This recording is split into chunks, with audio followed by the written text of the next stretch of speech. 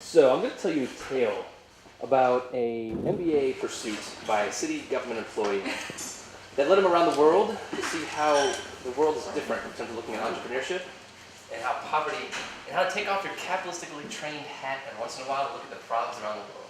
So your question, first of all, is going to be, City Hall MBA? Really? That doesn't make any sense.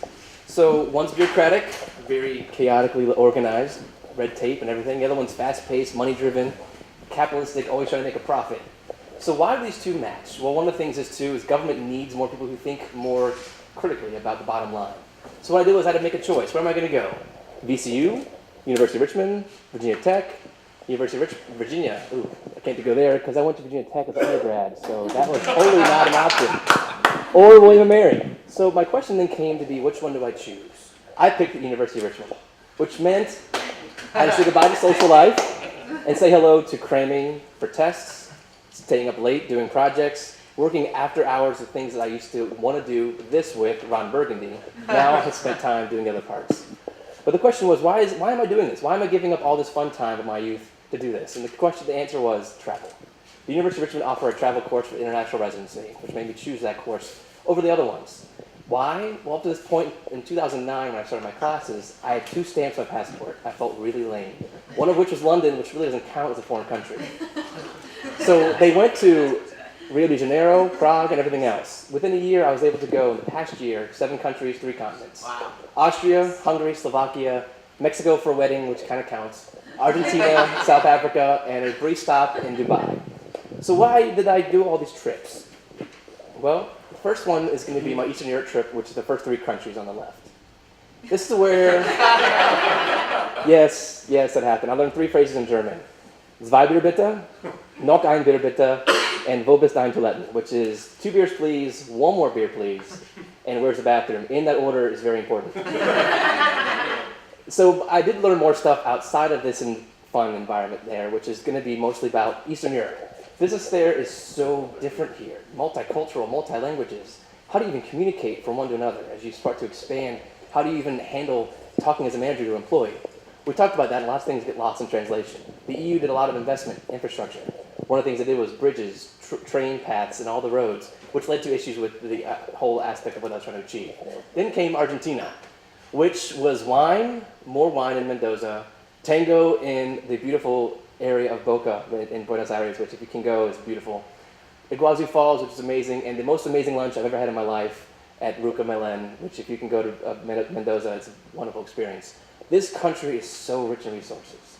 Agriculture, they've got soy, wheat, all these great things they grow. They've got great plains with beautiful landscapes of the Andes Mountains. They've got the most magnificent steak that pairs wonderfully with their Malbec wines from Mendoza, great meats, and of course the vineyards that we have here.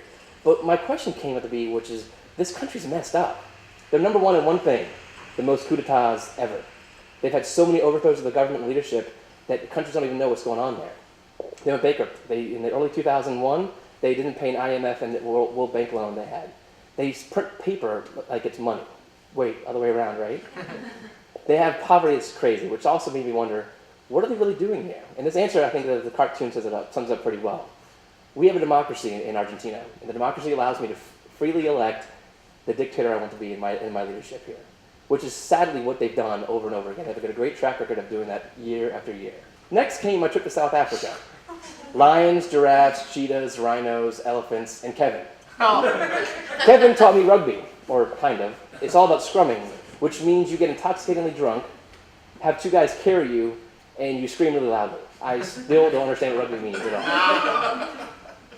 So what I learned, though, is entrepreneurship is amazing there. They took scrap from a sawmill, made it into wood chips, which then were sold to local animal farms for pens for the animals to sleep in.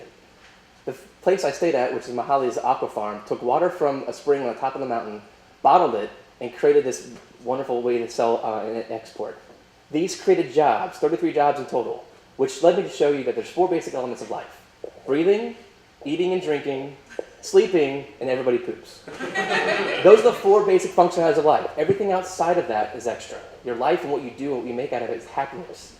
And what that is can't be bought by somebody else or shown you what that means. You have to internally figure out what happiness means to you. Which also shows you that money can't buy you happiness, but you can buy bacon, which is about the same thing. So with that, I realized too that money can do only so much to make you where you want to be in life. And with that point, you can only buy so much bacon to make you happy. And then when it's gone, it's gone. So how are you going to do that next step in your life to make yourself better? So here's my point number one. Government, from what I learned in Eastern Europe, government can't buy you happiness. It can't buy you jobs. It can't buy you everything. All the projects you try to do with roads, bridges, infrastructure are short term. The money's going to run out at some point.